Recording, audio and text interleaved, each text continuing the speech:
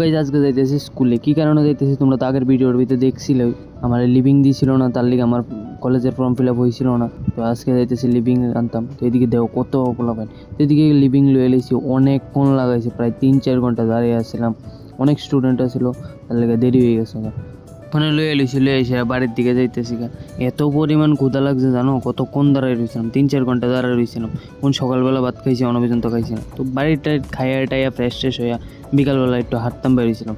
আর দেখো আকাশে কি মেঘলা করছে, আমি বাইরেছি দিকে মেঘলা করে লেছি। তো তার কি তা করলাম, বাড়ির যামুগা মনে করছিলাম আজকে একটু বাজারে যাবো, তাও যাওয়ানো হতো না, কি বৃষ্টি আইতেছে। বাড়িতে এসে জানো নি আকাশ পুরো পরিষ্কার হয়ে গেছে।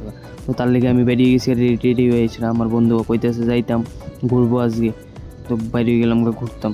এদিকে দেখো আকাশ পুরো পরিষ্কার হয়ে গেছে। তো আমার এই সঙ্গে বাড়িতে নেওয়া হয়েছে, ওখানে আবার বাড়ি থেকে বার করে এসেছি। বাইরে হয়েছিল, বন্ধু এদিকে ট্রিট দিল, চাউমিন খাইলাম। তো এদিকে চিয়াস করে সেটা ঠান্ডা খাইলাম বন্ধু আর আমি।